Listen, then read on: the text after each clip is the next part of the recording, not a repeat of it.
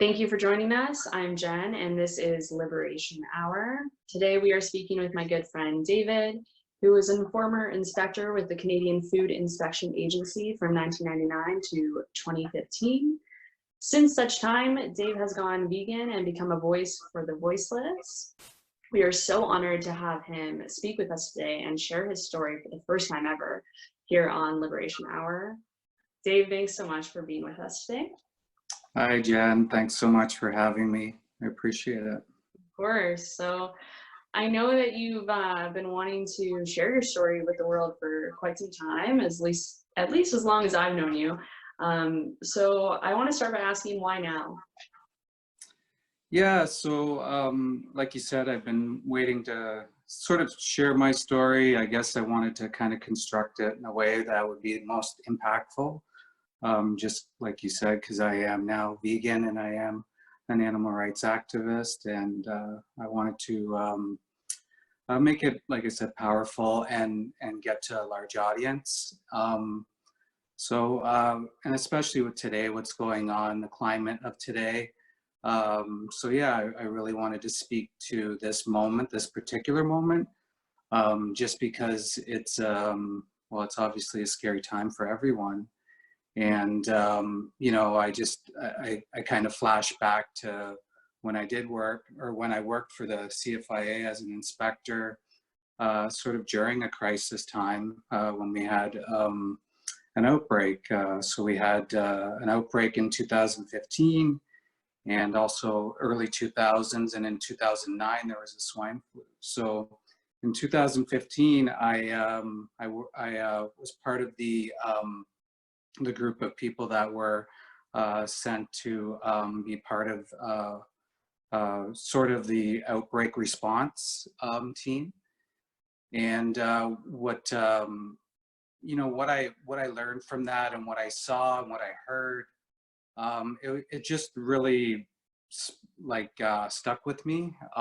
It's very I kind of have said this story all along since I've gone vegan, that we're kind of living on borrowed time. Sort of time is running out, and this is sort of why I feel like I need to speak now. To me, it's very very scary. It's very real. I remember recently my sister-in-law gave me a call. She said that she asked me, like, are we going to be okay? Is everything going to be fine? And, you know, I had to tell her that, you know, everything's going to be fine, but deep down inside, do I really feel like that? Like, you know, if we didn't exploit animals on the degree that we do, we wouldn't be in this situation, right? Like, it's a simple concept, but yet it's not being talked about or explored. It's not being discussed. If you look back in history, like we had the Spanish flu in 1918, and that wiped out a quarter of the population. Can you imagine that? So in context today, that would be almost 2 billion people. So if you think about that, like, and you look at sort of like the outbreak context. So when I was in that emergency response, I had inspectors come because I was a quartermaster. I would provide them essentially like hazmat suits and like boots and face shields, and the stories they kind of told me were powerful. They went into these barns, and the things they saw, maggots and these poor animals suffocating and with respiratory problems due to avian influenza. And all it really takes is just sort of one bird, one chicken to have that influenza, to pass it on to one human, and that could start a firestorm. You know, that could start the next pandemic, even maybe worse than COVID, but I don't know. We don't know if it's ending, if it's not, if it's going to carry on again. We don't know what's going on. So it's a very scary thing to think about. if you're at home with your family and you're kind of unsure about things, like, do you really want to have that fear in your life when it's just something as simple as moving from one product to another product, I guess you could say, although I don't consider animals products. So what really hurt me, or really not hurt me, but really just stuck with me, is like when they shut things down and the government started throwing money towards this outbreak, like there was no expense spared. I was told I could work 24 hours a day, and I really could have. And then the quarantine area, like you had a red zone, so to say, out in Woodstock, Ontario. So it's in our backyard. And they've also had in BC and then also in the United States, but it's really in our backyard. And like they would shut down roads, and these aren't just small roads, these are regional roads that are miles and miles and miles long. And it's like a war zone. You know, these inspectors walk in, they have to be so careful that they don't contract the influenza, right? So why are we messing with that? You know, and to put a little more context too, when we look back at the flu, we see that the Spanish flu, we see that the potential was that it originated in the United States, not too far from Canada. So when we're looking at the overarching situation that we have going on with COVID, and we have these situations going on around the world. In 2020, we have people that have been infected, human beings in 2020 have been infected with avian influenza. I'm not sure if you knew that. And then also humans have been infected with the swine flu in 2020. So if that were a strand that could potentially, you know, push onto humans, we could be wiped out. A large portion of us could be wiped out. And to me, it's just so simple. If you're looking at food wise, let's just say, and for me, actually, it's more about ethics than all of this. It should always be about ethics, because what we do to non-human animals is ridiculous. But if you look at, say, a chicken breast, anyways, if you look at that, if you were to cook a chicken breast, plain, nothing on it, what's that going to taste like? It's not going to taste like anything, because you don't have seasoning, you don't have sauce, you don't have herbs, spices. So that's sort of the same with tofu or tempeh. You know, you just put the sauce on that. It's just that simple. It really is that simple. But we want to make it seem much bigger than it is, right? So I'm just like, realistically, I came on because I wasn't really sure how I wanted to share my story, but I need to sound the alarm. It's like humanity needs to wake up, or we're done. And like, people really need to take this seriously, not just, oh, you know, it's overblown. It's not. We're on borrowed time.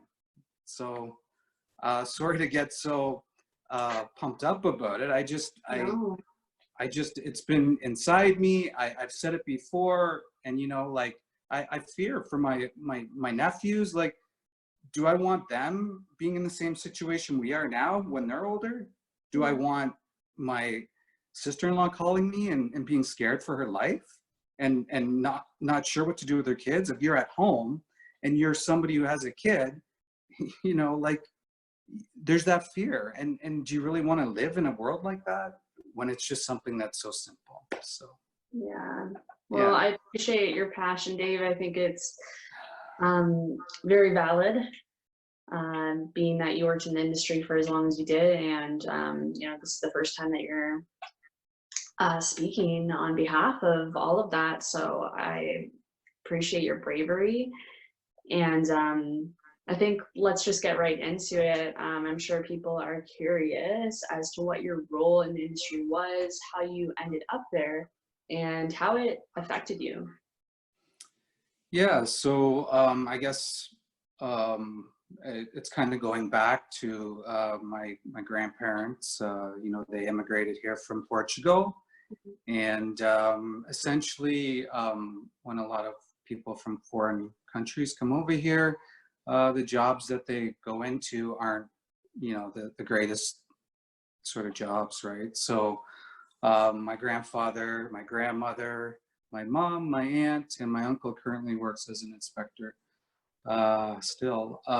So it sort of, that's how the transition started for me. I spent a lot of time with my grandparents when I was younger, and I really like, I didn't have a lot of ambition growing up. So, but my grandfather always had, so he worked as a bus driver. He would drive all the temporary foreign workers, or what you call them, to these slaughterhouses. Then he did work at Schneider's in Kitchener for a lot of years, and he saw what the inspectors were doing, and he thought, well, I want to be one of them.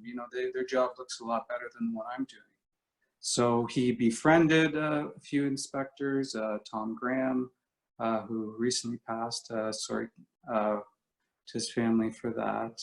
But he befriended Tom and a whole bunch of people. And I remember being a kid, and they would come over, and my grandfather would make wine, and the wine would be really shitty, and it'd be like really crappy, and you'd have to like pour pop in it with or something, like, but because he never drank it, but he would just do it for the camaraderie. And so like it was kind of implied that I was going to be an inspector. It was kind of like my grandfather always pointed to that. It was sort of like the writing was on the wall. And so yeah, I eventually, my grandfather was a proud man. Like he brought his family here. He accomplished all the things he wanted to. He had a house bought, had 2 cars, and he kind of did the American sort of quasi dream, right? So yeah, so I kind of got pushed into that role a little bit, but I didn't have any ambition, so it's not like I didn't choose to, because I did choose to. So yeah, so I guess I can go right back to when I initially started. So that was a long time ago, 1999, when I was 13. No, I'm just kidding. Yeah, so I remember, I still remember the first day I walked in there, meeting people, and I had nerves. I knew something was coming, but I had never really seen that side of things. So if you look at 1999, it's not like I had ever been in one of those places. So I remember going in, and it's not like when you go in, that's the first thing you see. You kind of go in, and you go in an area where, it's sort of what you see at the grocery store. So it's nothing new to you. But as time progressed and as time went on, I do remember going into the live receiving area the first time. Of course I do. I think anybody would. And I just remember like just kind of not freezing, but like just kind of feeling a shock kind of come at me. And I just remember kind of saying in my head over and over, like man up, like you need to man up, like stop and don't show emotion, because that's from the era I grew up in high school and all that, playing sports. I couldn't show that, and plus my grandfather went to a lot of lengths to get me the job, and yeah, like it was very, very hard. It shocked me, but I at the same time I had to push through it. Like it was a necessity. We have to eat animals to survive. There's nothing else, right? So I might as well do it. So and I couldn't really walk away at that point. So yeah, it brought me right into that realm of inspection. So I guess initially when I started, like I said, you don't go sort of into those areas at first. You essentially are, you know, you put on a line where, like I said, you see everything in the grocery store is, it's sort of the same. Everything's pretty clean. But when, you know, you're sort of, what would you call that? I can't think of the word, but when that fairy tale time is over, I guess you could say, then you move on to, you know, the welfareist part, I guess you could say, if there's such a thing. So yeah, so I remember seeing my name on the schedule, and I'm going to be going to the live receiving area and watching, you know, birds being hung up, and just the most, I can't even, you know, I would invite everybody that has, who is not vegan, to go to an abattoir and go into the live receiving area and see what you think. Because essentially what I saw was animals, non-human animals, full of feces and urine, and sometimes frozen to death, sometimes wings, legs broken, not sometimes, quite often. And, you know, nothing was really triggered until a certain percentage of these poor animals, non-human animals, were dead. And that was sort of a trigger line for us to look further, but we essentially, it was counting numbers at that point. Percentages, not an individual animal, you know. So it's, yeah, so it was, you know, you kind of just have to do it, right? And then you try to do the best you can in that situation, which you think is the best that you can, right? Especially you come in that background, but it's not really, right? Like we know better, especially 2020. Yeah, so I guess you could say I moved from that role. I kind of felt like I need to help out a little bit more in that role. There was a lot of stuff that I saw. I'm not going to get into that, maybe at some other point. But there's a lot of things I saw that just, you know, that it haunts me. Like it's haunting me for the rest of my life, and just deservedly so in a sense, because I did work in it. I did acquire money from it. So, you know, the rest of my life is going to try to atone, even though I won't be able to atone. So yeah, I guess that's sort of the initial phase of when I started. Yeah, I don't know if I'm talking too much, but I could probably No, talk that's for days. You know, that's really good. it's a very it's very hard to know that you're a part of this, and I feel like that's a common thread for non-vegans right now in the world, that it's hard for them to actually think that their dollar is going towards something so awful, and it really is awful. You know, from start to finish, it's really, yeah, awful. Yeah.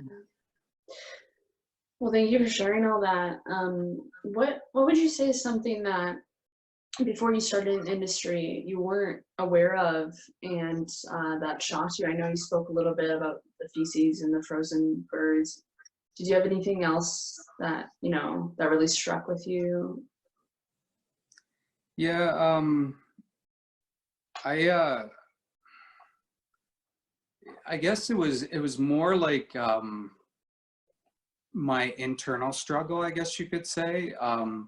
Just being a part of it, I guess you just had to hold your head up high and act like everything was okay. I mean, you saw, like, all the workers there are from, you know, actually a lot of Portuguese workers were there, and a lot of foreign workers are there, and you know, it's just, it's like they gave up their lives to have the next generation have a life.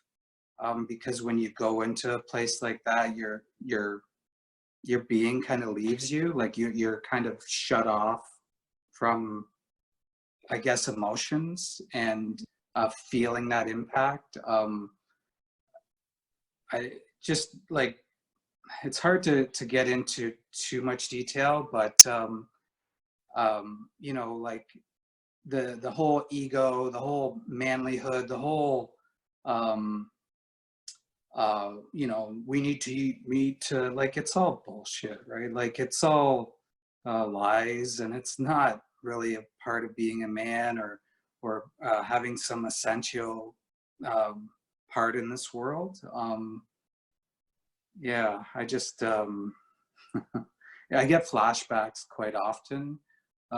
So even just driving down the road, I'll see a truck, you know, a happy farm or something like that, when there's no happy place for any of that. And I you know, if you're non vegan, go check out a place. I you know, you can see for yourself. Yeah. Oh, yeah, that's tough stuff for sure. Something that I did want to ask you, I've heard you talk about this before, just in conversations between us, is this sort of subconscious ethical dilemma that you had while working in the industry. When did that start? Yeah, so that was right away. I mean, like I was saying, that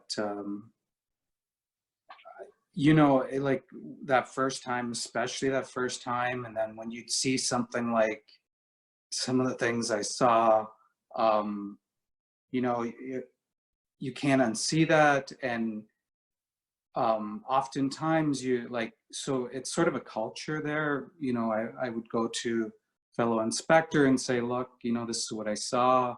And essentially I would get, well, what are you going to do? Like, or, you know, they're going to die anyway, as somebody who's supposed to monitor that. So, and these are people you like, who've been indoctrinated as well. So like, I'm not saying that they're bad people. They just, they've been fed the same thing I was.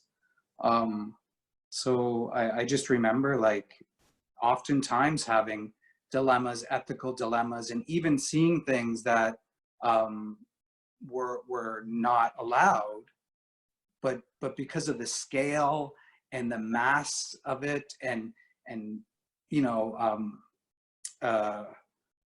the volume and the speed that things needed to be done, corners are going to be cut. It doesn't matter, because it's about money. It's when you commodify an animal, it becomes a thing, like an object, you know, like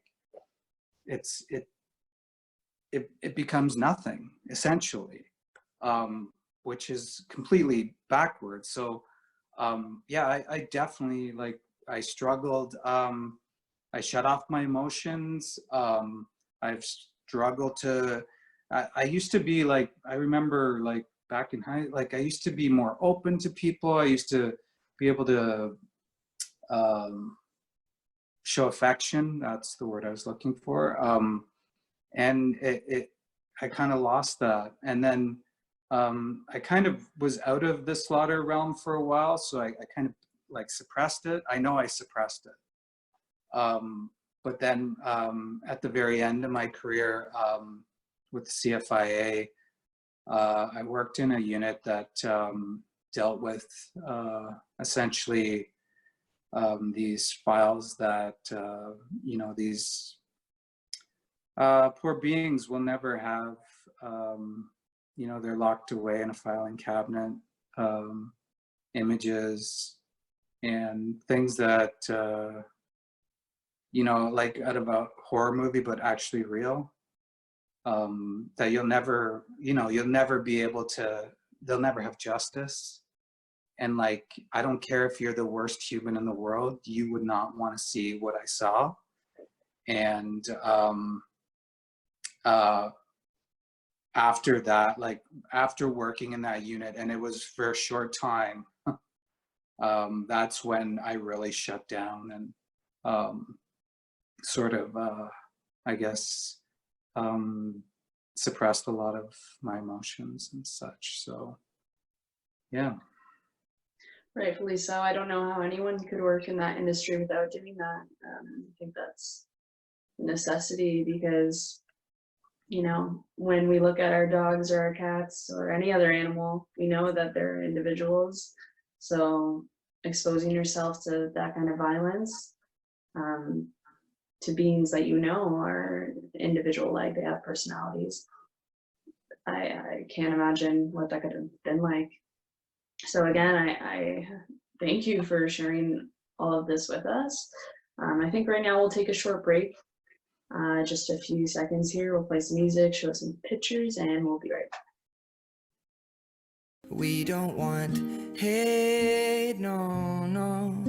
Be positive and be hopeful. Fear no pain, for we will walk together. Welcome back to Liberation Hour. I'm Jen, and we're here talking to Dave, former CFIA inspector.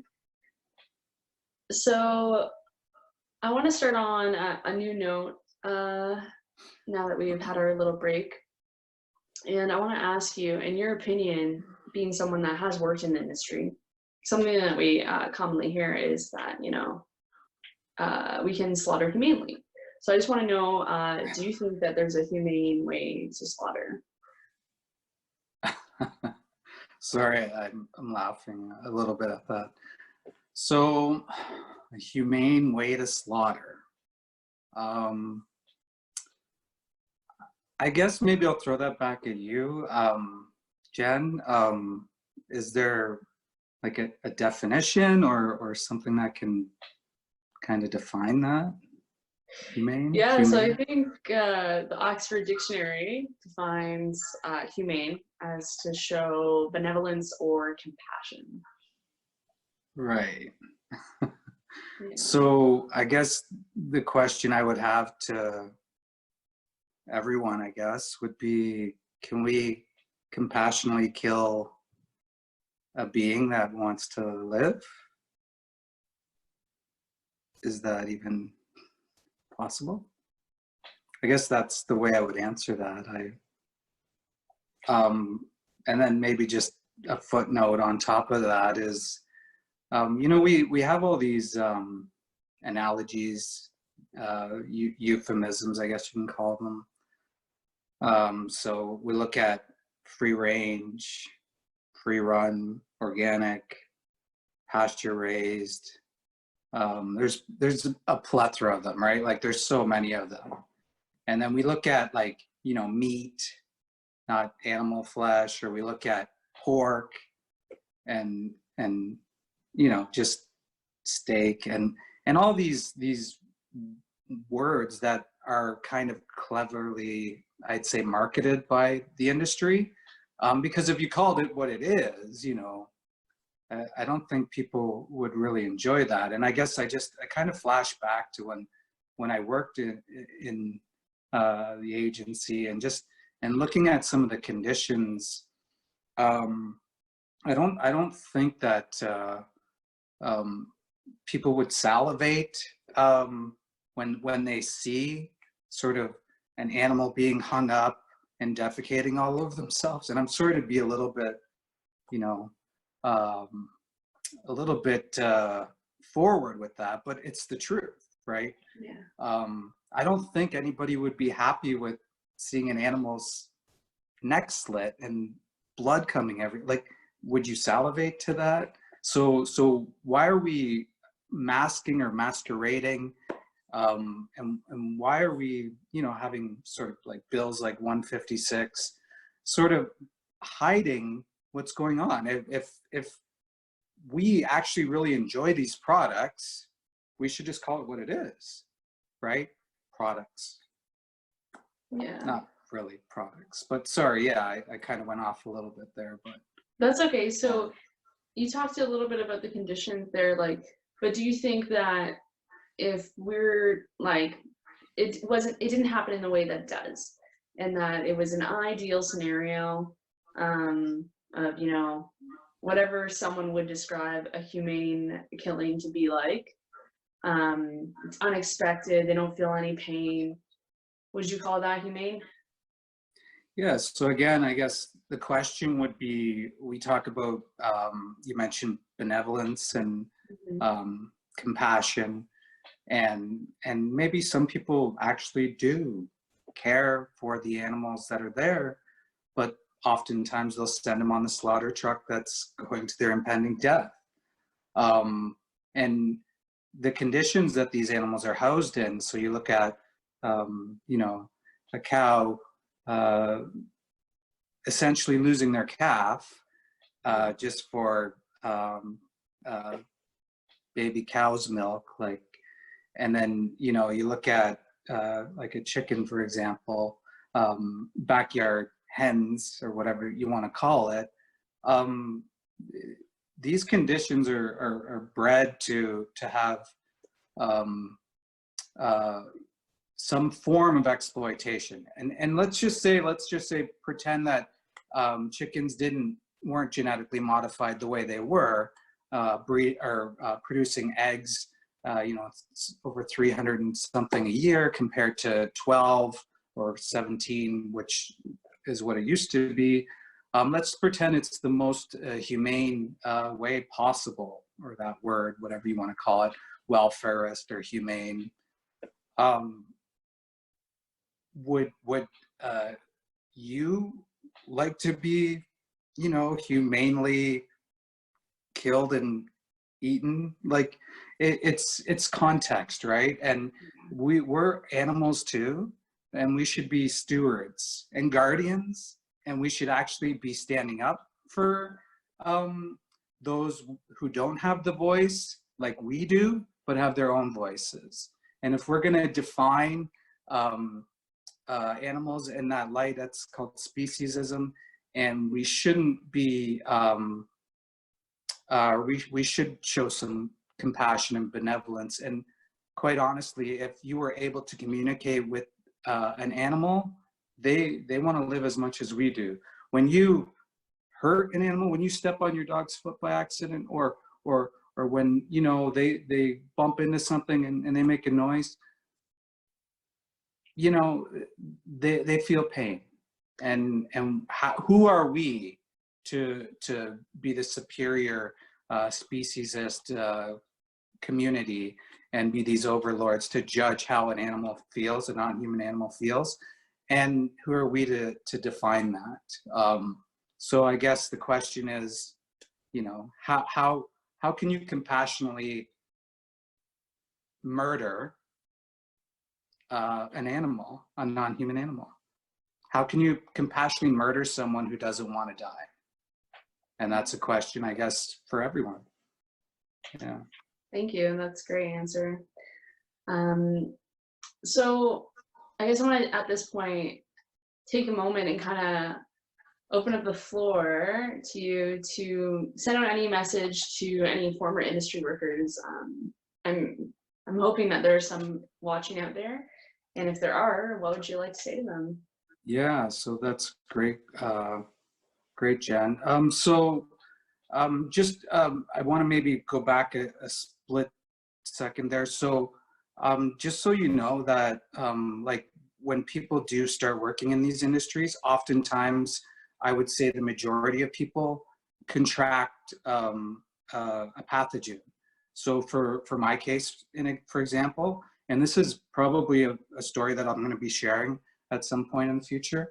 I got sick 2 weeks. I had Campylobacter jejuni. It's a pathogen, much like Salmonella, much like E. coli. I was, you know, going from both ends, so to say, and yeah, it was awful. I shut down. I now have a cyst in my spine. I believe it was from during that time. You know, I went from somebody who was working out almost twice a day, played hockey, baseball, very athletic. You know, I had a blood clot in my lung about a month later. I don't know if I told you that. Yeah, I was on medication for a number of years. Coumadin, it's sort of a, I guess you would call it a blood thinner type thing. Needles, injections, you name it. So it was all from just being in proximity to animals. So I would say to anybody who's considering working in the industry, know your risks. I mean, you're gonna walk in there, and I think every single inspector I've talked to has had the same exact pathogen, which if you could imagine taking a pill of E. coli, or, you know, like, are you willing to risk that? And oftentimes people that do contract these pathogens, their lifespan is reduced. I think it was like 20%, 15%. So I'm looking at, you know, I actually contracted it 2 or 3 times. And so probably because my immunity was down, but yeah, so I'm looking at a reduced lifespan that I was never told about. And I know that temporary foreign workers probably aren't told about it. I can't say for sure.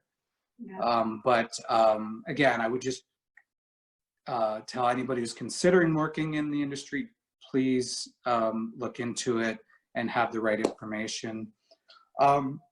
And to the workers of the industry, and I know a few that are still working in the industry, I'd say to you, you know, I worked in it too. I can't be hypocritical and judge you or think I'm better than you, or think that I'm on a high horse or something.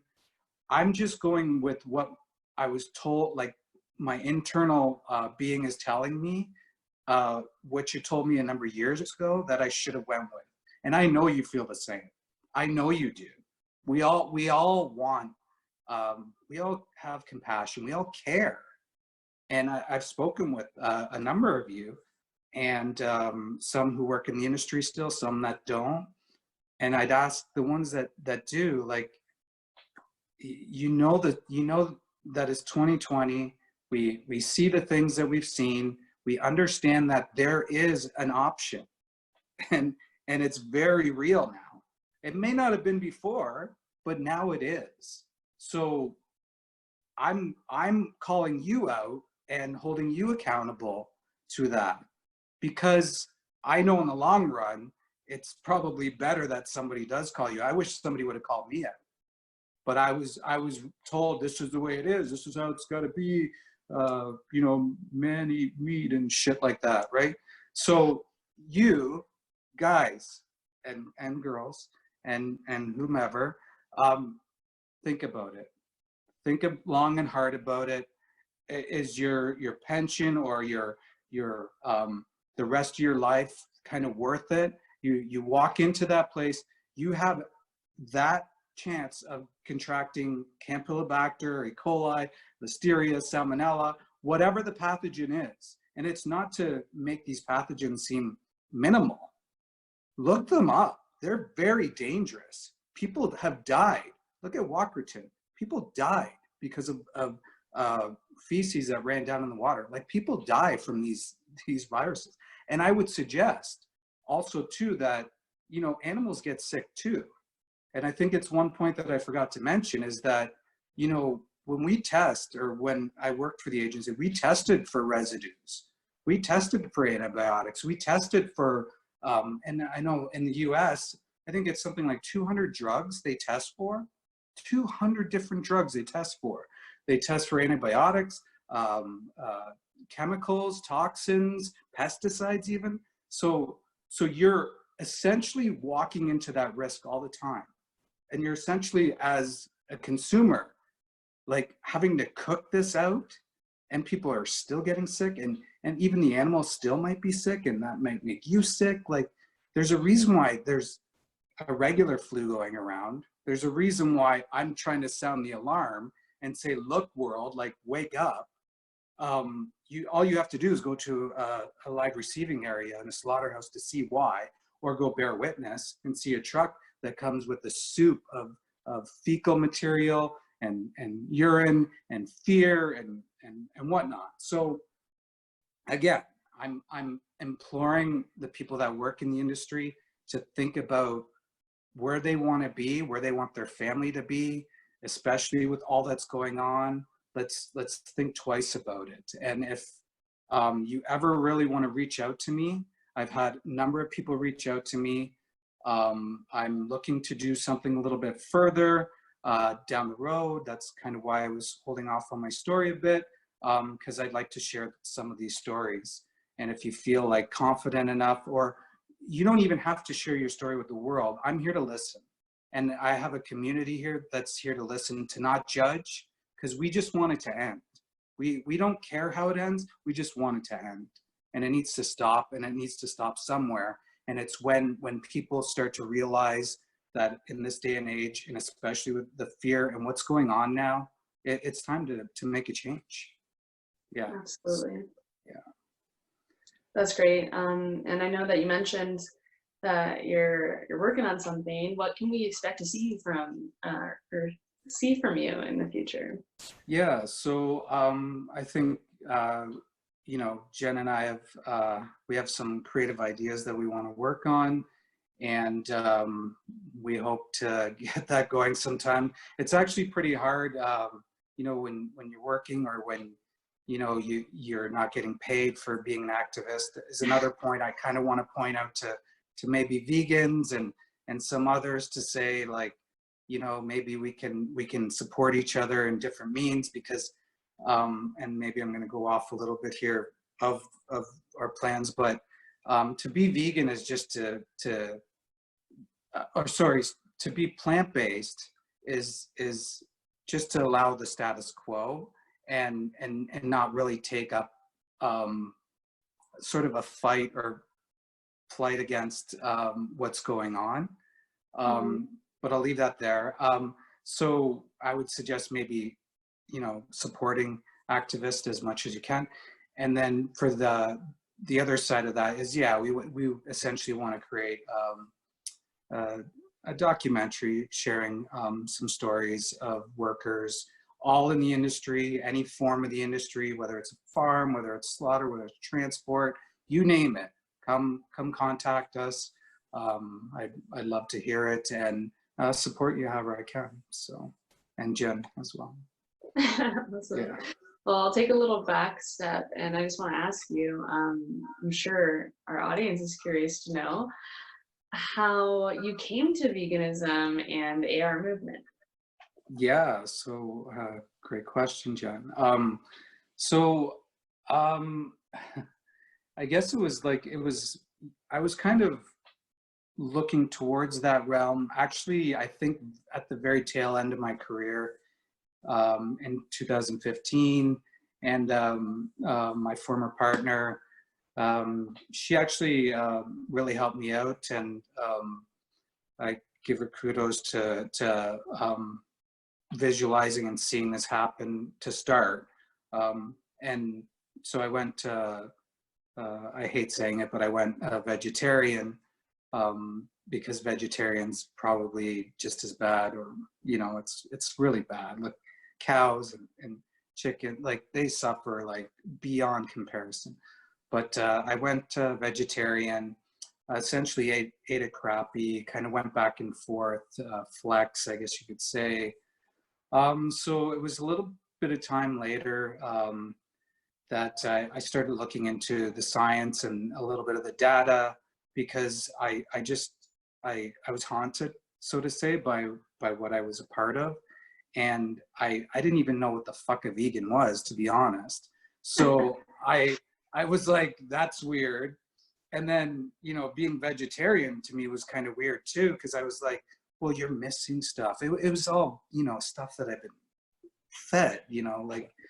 So the more I looked out and the more I researched, the more people I looked to online, YouTube, and all these people that were coming out, the more I educated myself. So yeah, so I eventually was able to go vegan. But I kind of digress a little bit when I say vegan, because in my opinion, I guess I would say, is I was more plant-based until I started doing activism. I think I can actually call myself a vegan at the point of when I started activism. Being vegan or veganism is a stance, an ethical stance against exploitation of any form, against any animals, non-human animals. And yeah, so to me, that's the stance, the ethical stance part is the binding factor of which you would consider yourself an activist. So yeah, for some time I was plant-based, and then I remember looking at it saying, well, why I care for the animals, the non-human animals, and I essentially, I've seen what's happened. What is this weird fear that I have of calling myself a vegan, right?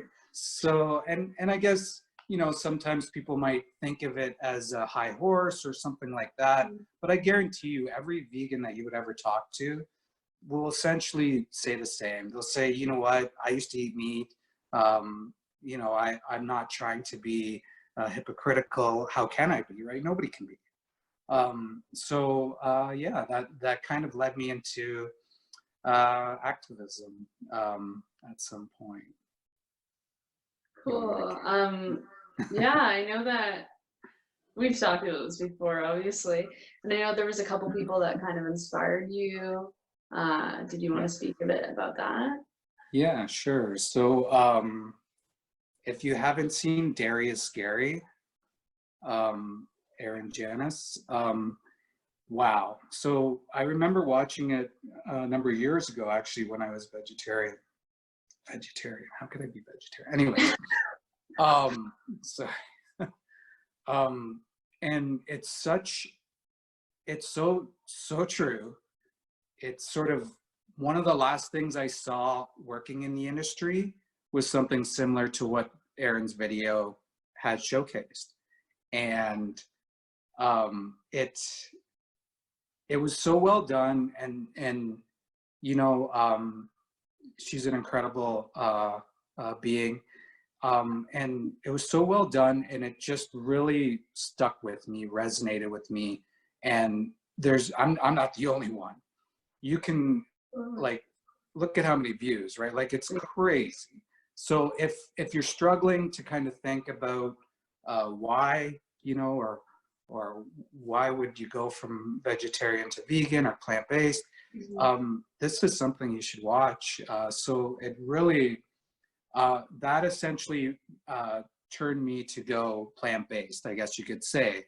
Yeah. And then when I decided to actually go and advocate, I started off going to a few vigils, but I didn't feel that still qualifies, I guess you could say, for me personally. Like, whoever, like, I'm not saying that it doesn't qualify for somebody that can only make it out to vigils. I'm not saying that at all.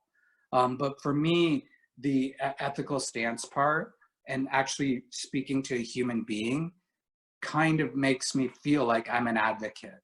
So that makes me feel that I'm vegan. So I remember thinking, well, these activists are crazy. What are they doing? What are they thinking? They're going to do this, that, and the other. And as I researched a little bit more, I found that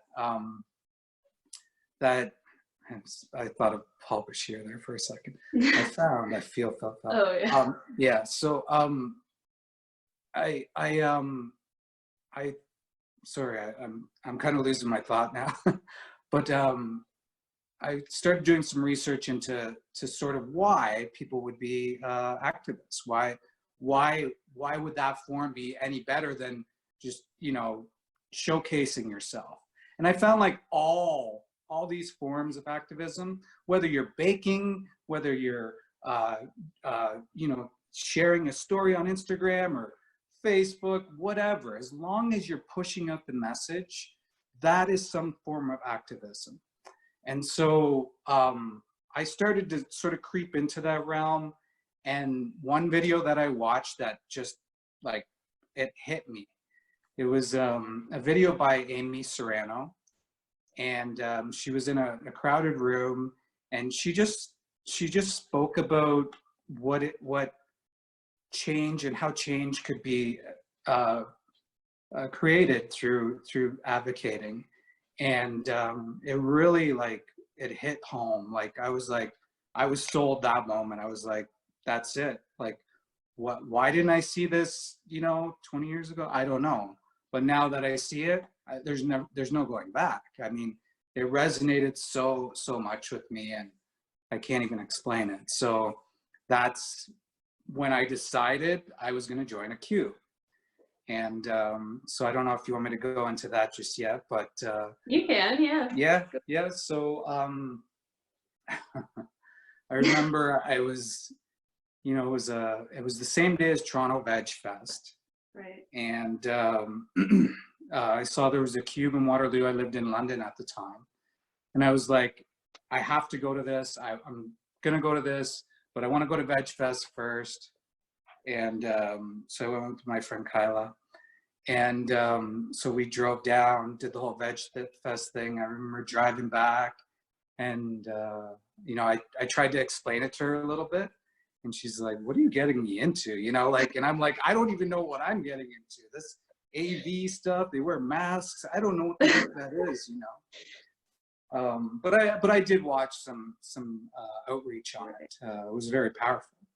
So I just remember walking up. It was at Red Fest, Waterloo. It was, those never ending nights. Like, it was a summer night. It was just like, it just felt like almost spiritual, I guess you could say. Like, I just remember walking up, and I didn't even get into the Cube. All of a sudden I was in this conversation with two guys. One guy was having a smoke, and the other guy, I think, had smoked something, so, but it was so powerful. I just remember standing there, and the reaction from people, oh my gosh, like, it's the first time they saw this footage. It really brought me back to when I worked as an inspector. It's shocking, right? But it was almost shocking in a good way, because you're showcasing what happens. And you're actually, in that sense, you're standing up. You're standing up for the voiceless. Although they're not voiceless, but you're being their voice, right? So I remember and what the most powerful part of that night was when I put on the mask, and I was actually in the Cube, and I remember seeing this little girl walking with her mom, and she was trying to, like, go back and trying to take a look, and the mother didn't really want her seeing, and I understand that. But it just, I know that seed was planted, and I know that's going to be a conversation, and I know that if more people saw this and were to witness what's going on, it really resonated with me. I remember I met you there, and we all talked about what an incredible experience it was, for sure. Yeah. That was one of the best cubes, I think, because it was so busy, and it was so powerful. We were set up right in front of the entrance. Yeah. And that was only my second cube as organizer. So when you guys showed up, the cube was already set. And didn't you think I was Paul Bashir? Yeah, so they walked up, like, dressed in all black, and, like, I don't know, I think because Jen, like, I understand what you're saying. Sorry, Paul. Such a bad accent. No, I don't know why, but like, when Dave wears, like, a ball cap, he kind of looks like Paul, and, like, just from far away, and, like, I don't know, I was like, is that Paul? Like, are they, like, coming to my cube? Like, but yeah, and then he came up and said, so I've never done this before, and, like, me not being that confident, I should have just put them in the cube right away, but I kind of was like, okay, well, you guys wait, I guess, until we take a break, and we'll switch you in. And then before I know it, I turn my back, and they're talking to people, which isn't normal. It was really bad. It was poorly executed, although there were some good conversations. Yeah, good things came out of it. And I remember talking afterwards at our social, and I found out you were in the industry, and I was like, holy smokes. Yeah. And then I think it was only a couple months later that I invited you to be co-organizer with me, and it's been a power duo ever since. It has. I mean, we've grown exponentially. Like, I remember we had 16 people out in the coldest day, probably in the winter. Yeah. Yeah, Yeah. that was, yeah, we've had pretty big numbers during the winter, which is great. Yeah. But that aside, now we're just like totally tooting our own horns. Yeah, no kidding, right? How can people reach you? I know that you said you invite all industry workers to message you, or anyone really. So where can people find you? Yeah, so I'm on, the regular stuff. So David Magina on Facebook. I'm on Instagram, DAVYP269. You can reach out to me there, share some stories, and either one of those spots is good. I'm also a part of the team on Liberation Hour Radio. So if you want to reach out to that spot as well, on all those same in all those same spots. Yeah. Awesome. Well, I'll just close things off by keeping things on a relevant note with everything happening with the coronavirus. How are you staying positive in such a time? So if you know me, I kind of am a little bit weird sometimes, but I've done a bit of dancing. You put on the earbuds, you listen to music, and you do some weird dance because you clearly don't know how to dance. Getting outside, walks, you have to walk in this, get your mindset clear, grounding yourself, all of that stuff, meditating. I've kind of sort of taken it up. I know somebody who is a proponent of that. I'm not going to say who. Yeah, so just eating right, getting in the right nutrients, whole food, plant-based diet. I mean, that's the essence of fighting all of, whatever gross stuff you can get. Yeah, watching old funny movies. I've tried to watch a few of them, brings me back. Yeah, I guess you could say. That's great. Well, I really enjoyed this talk with you, Dave. I look forward to seeing you as a host in the other seat in the future that is to come. So stay tuned for that. But I think we'll close things off. Maybe play that video that you mentioned about Amy Serrano. Yeah. Leave people on a note of inspiration. But once again, thank you so much for your bravery. Thank you for sharing all your experiences. It was really great to hear from you. Thanks, Jen. You're the best. The animals need people who are willing to risk arrest and flood our court systems with animal activist cases so that the powers that be will have no choice but to listen and to address the issues. Fear is normal and expected. There should be a certain amount of fear. But we can't let fear guide us if we strongly feel that what we are doing is right. At the end of the day, our problem is not civil disobedience. Our problem is civil obedience in the face of such massive injustice. Thank you.